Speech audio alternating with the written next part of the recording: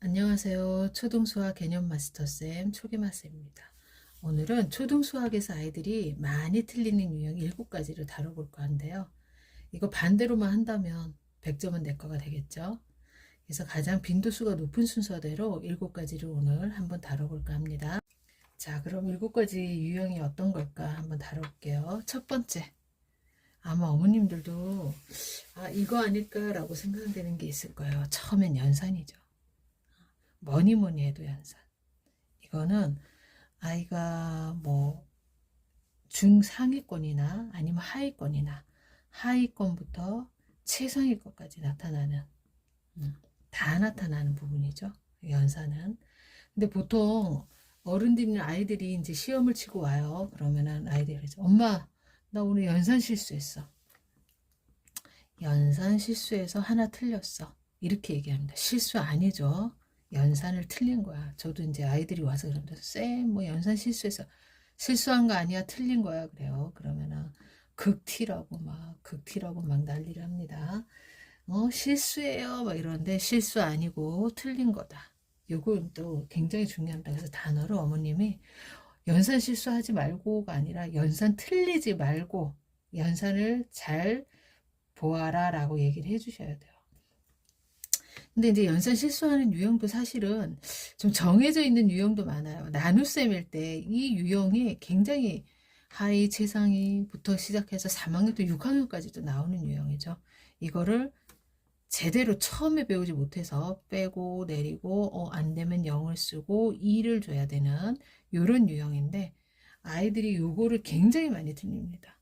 102라고 안 쓰고 이거를 이른이 빼고 내렸는데 그냥 내려버리죠. 여기다 0도 안 쓰고 봤는데 여기는 뺐으니까 4가 남았네. 2는 4, 120.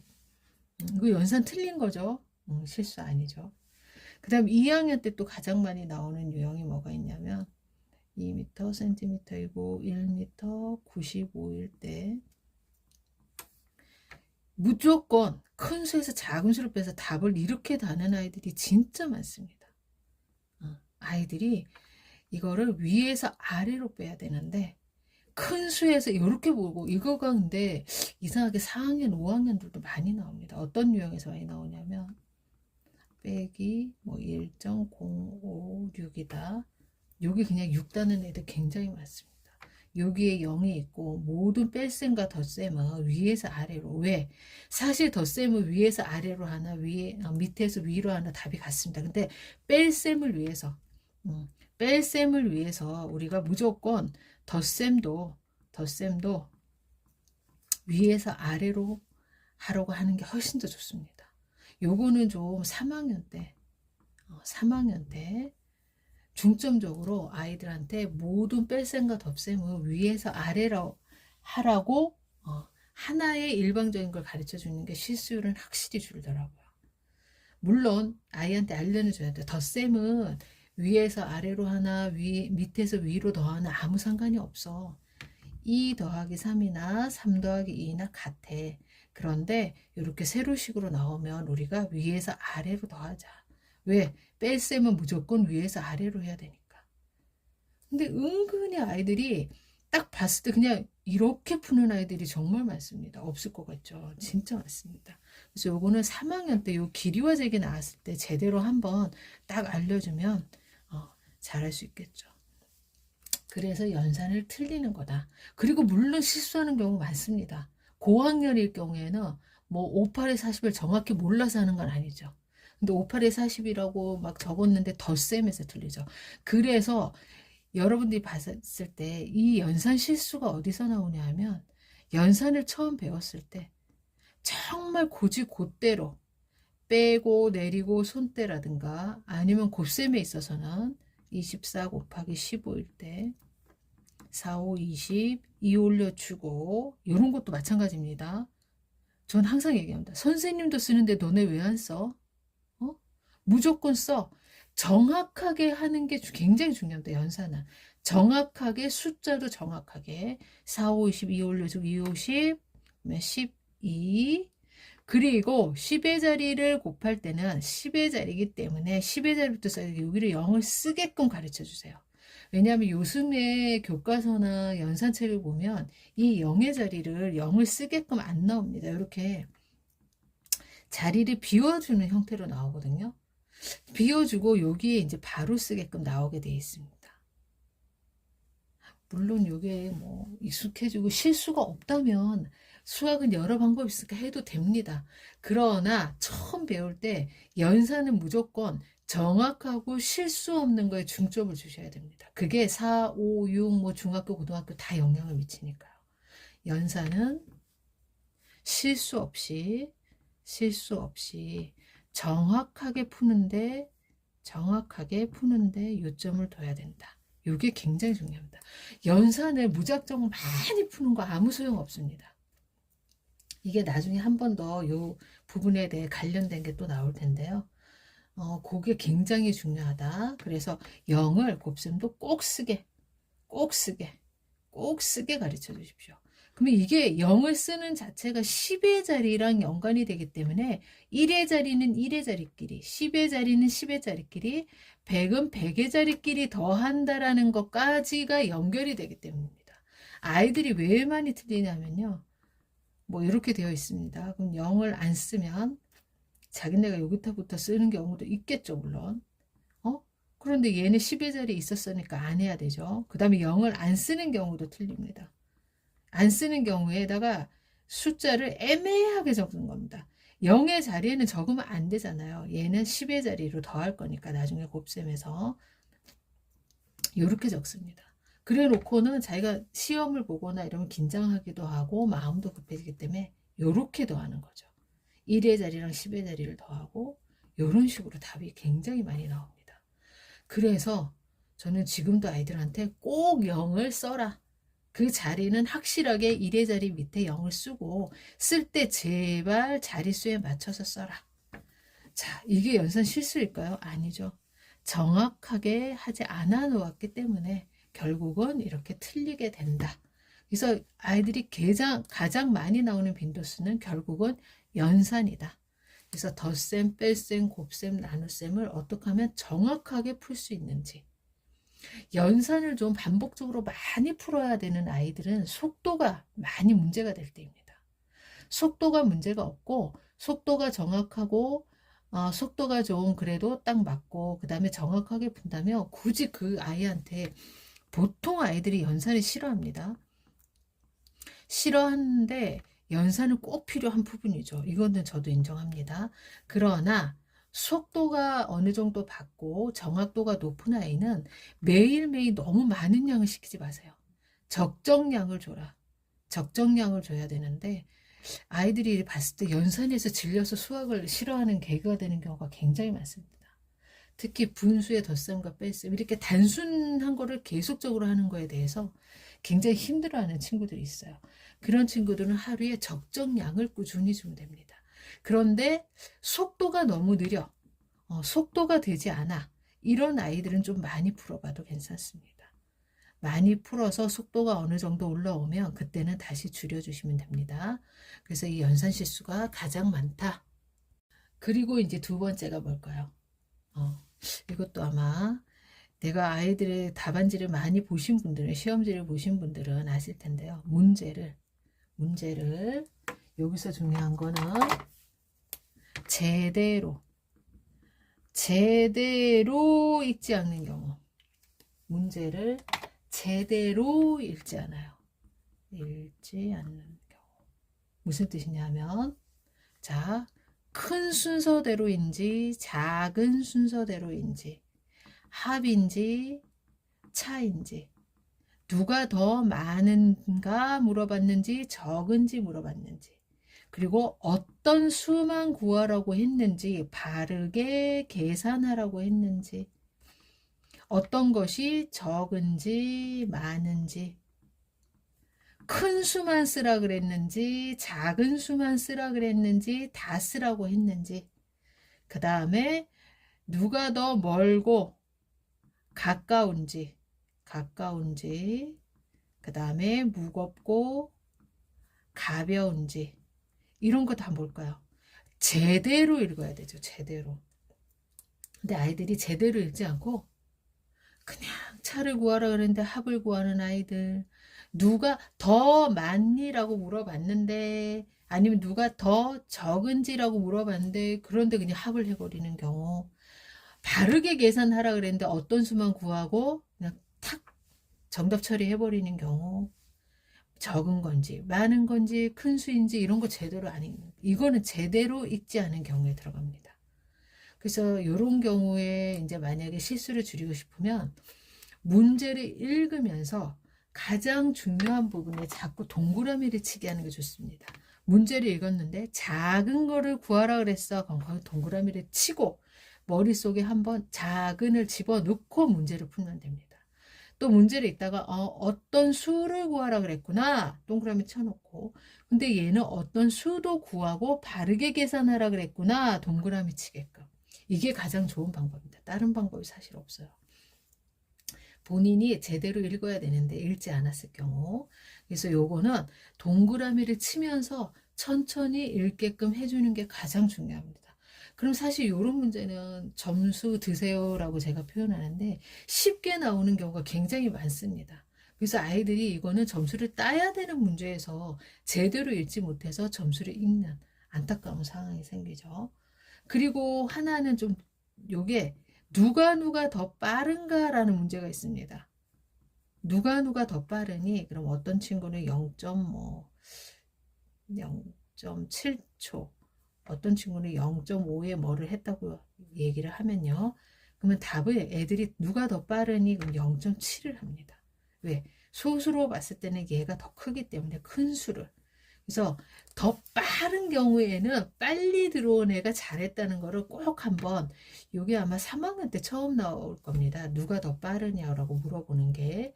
그럴 때는 우리가 소수를 배우기 때문에요. 분수와 소수가 처음 3학년에 이렇게 나오죠. 요 문제가 나왔을 때 애들이 굉장히 많이 틀립니다. 요거는 약간 별개이긴 하지만 요 부분도 한번 꼭 짚어주시면 3학년 때 또 틀리지 않겠죠. 자, 이번에는 세 번째인데요. 이 유형은 어머님들이 사실 약간 눈치채기가 어렵습니다. 어떤 유형이냐면 아까는 문제를 제대로 읽지 않는다 그랬죠. 제대로. 요것 때문에 틀린다 그랬는데 3번 유형은 숫자만 봅니다. 숫자만 봅니다. 숫자만 보고 풉니다. 아예 한글을 읽지 않습니다. 놀랍죠? 근데 얘가 어떻게 맞냐? 맞을 수 있어요. 왜냐하면 요즘에 국공립 학교마다 좀 다르고, 또 이게 또 요즘 문제는 일괄적으로 3학년이 똑같은 시험지를 보지 않고 선생님 재량에 따라 선생님이 중요하다고 생각하는 문제를 냅니다. 그래서 반별도 난이도가 사실은 굉장히 많습니다. 그리고 중간고사, 기말고사 보는 곳이 많은가요? 저희 주변에는 중간고사, 기말고사를 보지 않습니다. 초등의 경우에는. 그래서 가능합니다, 이게. 왜? 자, 3단원이 덧셈이었습니다. 그러면 문제를 읽지 않아도 숫자가 2개가 나오면, 뭐 내가 초콜릿 12개를 가지고 있고 뭐 친구가 15개를 가지고 있다면 모두 얼마입니까? 이렇게 나옵니다. 그러면 이 부분도 사실 굉장히 중요합니다. 자꾸 읽어야 돼요. 아, 모두라는 것 자체가 더하기를 나타내는구나. 더하기를 나타내는 게 합도 있지만 모두가 있구나. 이런 다 중요한 개념이거든요. 근데 애들이 3단원은 덧셈이었어요. 하나도 읽지 않습니다. 그냥 12 더하기 15 해서 27. 자, 파악하기 어렵죠. 얘가 읽고 풀었는지 안 읽고 풀었는지 모릅니다. 그리고 무작정 의심해도 안 되고요. 너 숫자만 읽은 거 아니니? 그리고 또 그렇게 안 하는 아이들도 있기 때문에 함부로 얘기하시면 안 됩니다. 그럼 언제 아냐? 내가 3단을 배워서 4단원에 뺄셈이 나왔습니다. 그러면 이제 선생님에 따라서 앞에서 덧셈을 배웠기 때문에 뺄셈을 혼합해서 내는 경우가 있습니다. 그래서 내가 12개의 초콜릿을 가지고 있고 친구가 15개의 초콜릿을 가지고 있었어. 그런데 이 중에서 여기 이제 문제가 바뀌겠죠. 이 중에서 동생에게 뭐 7개를 주었다면 5개로 할게요. 5개를 주었다면 몇 개가 남았을까요? 뭐 이렇게 나올 수 있겠죠. 가진 거 모두에서 이렇게 나오겠죠. 가진 거 내가 12개 가지고 친구가 15개 가진 합한 거 중에서 이런 문제입니다. 더했을 때 합해서 그 중에서 합한 거 중에서 동생에게 5개를 주었다면, 그러면 이 문제는 내가 12개를 가지고 있었고 친구가 15개를 가지고 있었으므로 그 다음에 5개를 주었기 때문에 이렇게 식이 나와야 되겠죠. 그런데 아이들이 어떻게 푸냐, 요거를 이게 뺄셈이었습니다. 4단원이. 그러니까 무조건 숫자 쫙 보고 10, 요때는 약간 할 수가 없군요. 여기가 22개로 할게요. 예를 들려면 12에서 이렇게 하는 거죠. 22 빼기 15 빼기 5 하는 경우가 있습니다. 아까처럼 전혀 문제를 읽지 않고 이게 덧셈이네 뺄셈이네 했을 때 그냥 다 더해버리는 경우, 다 빼는 경우가 나옵니다. 그때 이제 엄마가 눈치를 채셔야 돼요. 얘가 읽지 않고 숫자만 봤구나. 근데 이게 3번이라고요? 세 번째 유형입니다. 이게 제가 빈도수 많은 걸로 한다 그랬잖아요. 근데 예전보다 자꾸 이 3번 유형이 늘어나고 있습니다. 아이들이. 점점 늘어나고 있어요. 예전에는 사실 이렇게 많이 티가 나지 않았는데 요즘에는 제가 보면 아이들이 이런 경우가 너무 많아요. 그럼 4번은 네 번째 많이 나오는 건 뭘까? 네 번째 많이 나오는 경우는요. 이것도 진짜 안타까운 경우죠. 자기가 풀고 옮기는 과정에서 틀리는 아이들은 정말 많습니다. 아까 3번보다 사실 많아요. 그러나 여러분들한테 이런 유형이 자꾸 나온다는 거를 제가 높은 거에서 알려드리고 싶어서 3번으로 다뤘고요. 그 진짜로 많이 나오는 유형은 얘가 진짜의 3번이 되겠죠. 정말 왜 열심히 풀고 식도 쓰고 문제 풀이도 보고 그래 놓고 옮기면서 답을 여기다가는 풀어 놓을 때는 답을 24라고 딱 적어 놓고 자기가 어떤 풀었던 과정 중에 있었던 31을 답을 딱 쓰는 경우가 진짜 많습니다. 이런 건 저도 진짜 아깝다 그래요. 응? 애들한테 야, 식 잘 쓰고 풀이 잘 써가지고 다 답을 달아놓고 옆에다가, 요거는 이제 옆에 내 공간이죠. 그리고 나서 옮기면서 틀리는 경우, 이런 경우 어머님들도 좀 보셨을 거예요. 이런 경우는 이제 대부분이 문제를 막 열심히 풀다 보니까 이제 24가 나왔는데 이제 풀이 과정에서 어떠한 수가 더 있었던 거를 순간적으로 착각하고 넣는 경우가 많겠죠. 그래서 요 안에는 정확히 풀었는데 옮기면서 틀리는 경우는 정말로 정말 집중해서 옮기고 난 다음에, 이거는 다른 방법이었어. 옮긴 다음에 한 번 더 훑어보는 거, 검토하는 방법밖에 없습니다. 왜냐하면 이쪽에서 완벽히 풀었기 때문에, 여기서 완벽히 풀어 놨기 때문에 어떤 얘가 틀린 점이 없잖아요. 옮기는 과정 중에서 틀린 경우에는 꼭 검토를 할 때 내가 다 푼 걸 한번 훑어보고 쓴 답이 24네? 요 부분을 꼭 봐야겠죠. 그러면 검토할 때 요 부분을 꼭 봐서 내가 이렇게 풀어서 답을 24로 달았네. 그럼 여기도 24인가를 꼭 한번 보게끔 하는 방법밖에 없습니다. 그래서 요 검토까지 하기 위해서는 수학이라는 게 또 시간이 좀 필요하죠. 그래서 꼭 검토를 하는데, 요거는 처음부터 끝까지 다 푼 다음에 검토하게 하지 마시고, 요런 문제일 때는 내가 열심히 푸는 것을 꼭 한번 다시 보고 답을 한 번 더 잘 옮겼는지를 한 번 더 확인할 수 있게끔 그 문제 하나 안에서 그렇게 하면 좀 줄일 수 있는 경우. 그래서 이런 경우는 진짜, 그리고 요 경우를 하면서 제가 말씀드리는 건데, 아이들이 문제를 풀때 꼭 흔적을 남겨놓으라고 하세요. 엄마표 수학할 때는 열심히 풀었으면 옆에 거를 절대 지우지 못하게 막 내가 이렇게 해놓은 것들 있지 않습니까? 그 흔적이 정말 중요합니다. 저도 여기에서 아이들이 어떻게 생각하는지, 얘가 어떤 방법으로 풀려고 했는지를 얻는 힌트가 돼요. 그래서 가능하면 지우지 말고 놔둬. 그래야지 엄마가 너의 생각을 읽을 수가 있어 해서 지우지 못하게 하신 게 가장 좋고, 저도 이렇게 하는데요. 가끔 아이들 성격상, 내 성격상 꼭 지워야 되는 아이들이 있습니다. 내 책이 깨끗해야 돼. 그래서 얘는 안 지우면 답답한 거예요. 왜? 내 성격이 그렇기 때문에. 여기가 깨끗해야 되는데 막 이렇게 막 써진 게 있으면 다음 문제 푸는데도 방해를 받습니다. 이런 스타일은. 그래서 이런 스타일은 문제 풀 때마다 어머님이 노트 하나를 지정해 주시고, 노트에 막 뭐 제대로 쓰라고 하지 마세요. 그냥 푸는 그거를 네가 여기에 풀 걸 여기다 풀어놔. 풀어놔. 그럼 내가 이걸 보고 너의 힌트를 얻게 하시면 됩니다. 그래서 너가 답만 옮겨. 그러면 이렇게 답 옮길 때 또 제대로 옮기는 연습도 한 번 더 할 수가 있겠죠, 이 친구들은. 그리고 똑같습니다. 여기 푸는 아이들도 여기서 옮기면서 틀리는 경우를 엄마가 발견할 수가 있습니다. 그래서 이 부분이 굉장히 중요하다. 그래서 흔적을 지우지 말아라.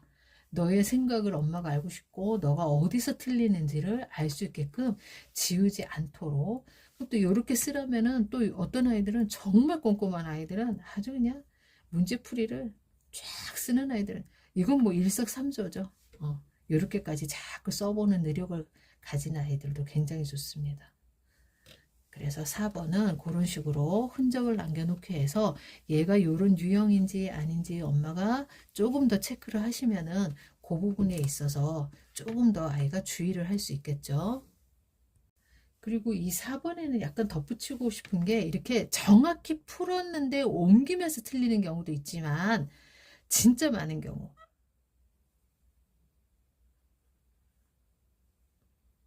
자 어머니 읽어보세요. 이거 뭐를 읽을까요? 어, 어 0이나 6으로 읽을 수 있겠죠. 얘는요 1로도 읽을 수 있고 7로도 읽을 수 있고 9로도 읽을 수 있습니다.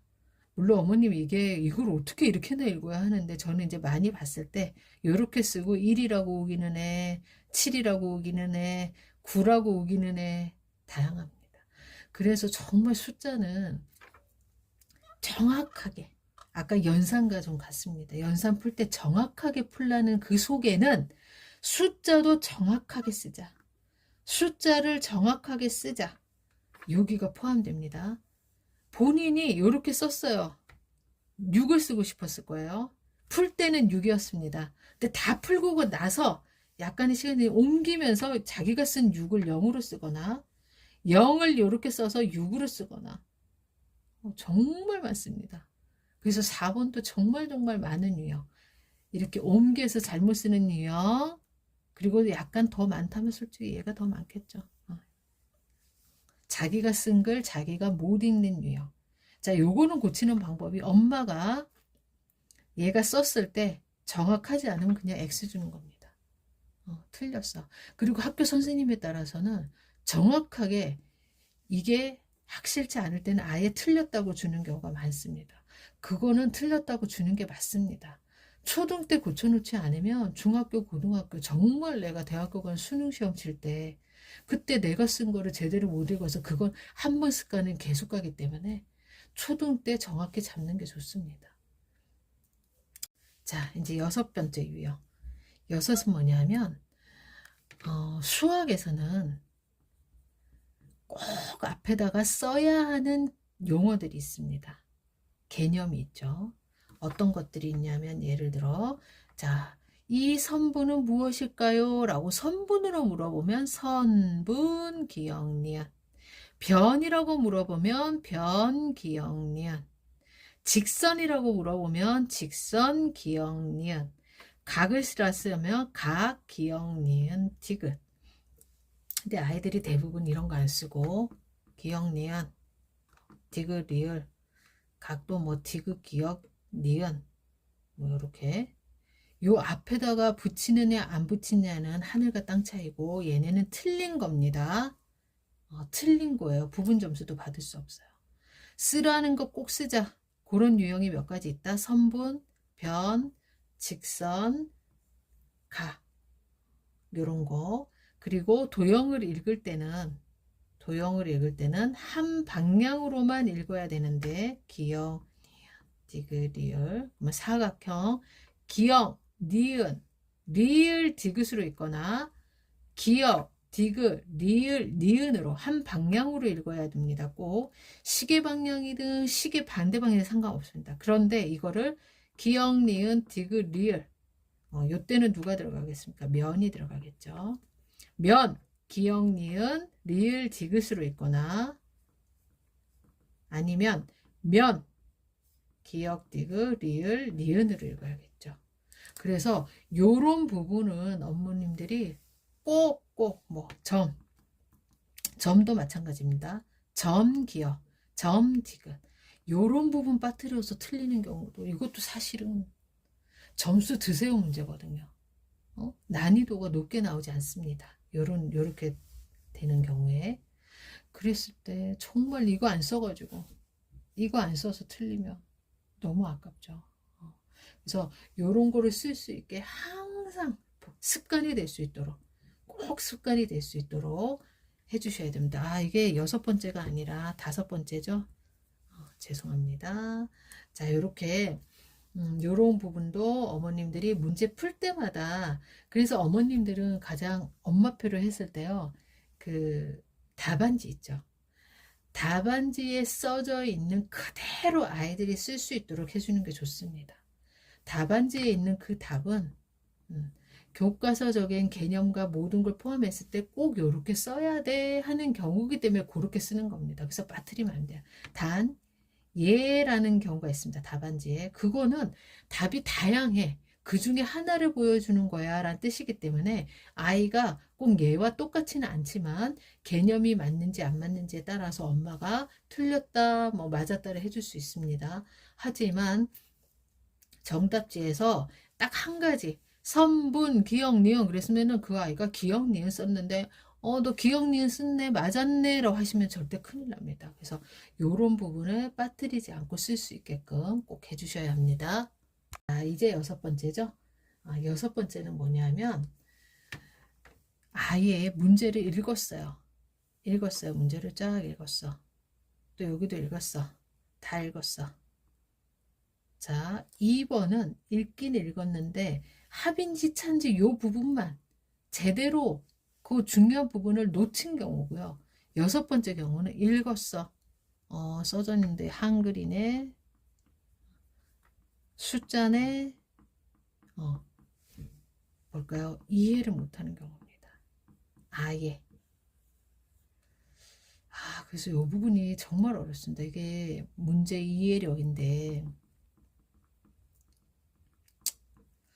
이제 6번부터는 사실은 어떤 친구들이 틀리는 유형이냐면 하위권, 중위권이죠. 하위권, 중위권 아이들이 이제 여기에서 이제 많이 막히는 거죠. 근데 이제 하위권, 중위권 애들이 처음에 이제 좀 성취감을 얻으려면 제가 앞서서 얘기했던 연산이라든가 자기 글씨를 틀려서 이런 문제라도 다 맞아줘야 됩니다. 그래야지 그래도 어느 정도 점수가 60, 70이라도 나오면 그 다음에 요거를 천천히 또 해주면 되니까요. 가장 시간이 오래 걸리는 유형이죠. 자, 읽긴 읽었는데 이해를 잘 못하고 이해를 못하면 수학에서 뭐가 문제가 되냐? 식을 만들지 못한다. 식을 만들지 못하겠죠. 식을 만들지 못하면 당연히 답이 나올 수 없고 이렇게 되는 거죠. 그럼 답이 못 나오겠죠. 그러니까 이거를 가장 중요한 게 뭐냐? 그럼 다시 그냥 개념부터 다시 해줘야 된다는 겁니다. 개념을 다시 한번 짚어주고 그런데 개념을 짚어주고 그 다음에 이 개념을 여기에다가 어떻게 써야 되는지에 대해서 문제를 같이 푸시면서 알려주시면 됩니다. 그때는 중요한 게 어떤 문제가 나왔는데 이해를 못했을 경우에는 자, 엄마가 한번 설명을 해주고요. 설명을 해주고 자, 내가 요 문제를 풀 때는 어떠한 개념을 쓸 건지 앞으로 가서 우린 요런 거를 사용할 거야. 그래서 요거를 요런 식으로 풀면 돼 라고 문제에 적용을 시키면서 한 번 더 잘 짚어 주셔야 됩니다. 그리고 나서 두 번째 항상 문제에는 문제집에 보면 어떤 문제가 하나 나와요. 서술형이. 그러면 얘와 쌍둥이 문제가 밑에 2개 정도 있습니다. 그러면 처음에 어머님이 요거를 잘 설명을 해주시고 이해를 했는지 이제 물어보고 그러면 내가 엄마가 지금 이걸 어떻게 풀었지? 라고 한번 말로 한번 얘기해 볼래? 그래서 뭐 이래 이래 해 라고 이렇게 푼 것 같아 할 때 완벽히 설명할 수는 없습니다. 얘가 이거 처음 배웠다 생각하시고요. 그리고 2번째 다시 한번 그럼 너 혼자서 풀어봐. 너 혼자서 한번 풀어봐. 그럴 때 옆에 계세요. 어, 얘가 어떻게 풀려고 하는지, 어떤 방식으로 들어가려고 하는지, 어떻게 접근하려고 하는지 보셔야 됩니다. 봤을 때 여기가 이해가 된 아이는 그래도 뭐 접근 능력이 있으면 엄마가 풀었던 그 방식으로 들어갈 거고, 가만히 또 있는 아이들이 있습니다. 풀지 못하고 도저히 모르겠다라는 얼굴로 그냥 있으면 또 한번 설명해 주세요. 반복해서 또 설명을 해주시고, 자, 내가 여기서 이렇게 풀었지? 그런데 요거랑 똑같은 유형이잖아. 그러니까 얘도 이렇게 풀면 돼. 그리고 읽으면서 애들이 근데 굉장히 특이한 게 하나 또 있는 게 눈으로 읽을 때랑 엄마가 소리 내서 읽어주잖아요. 그럼 문제를 또 이해합니다. 글로만 봤을 때는 잘 이해를 못 하다가 옆에서 내가 소리를 내서 강약을 주지 않습니까? 여기가 중요하니까 약간 좀 엄마가 읽어주면 또 이해를 합니다. 소리로 들었을 때나.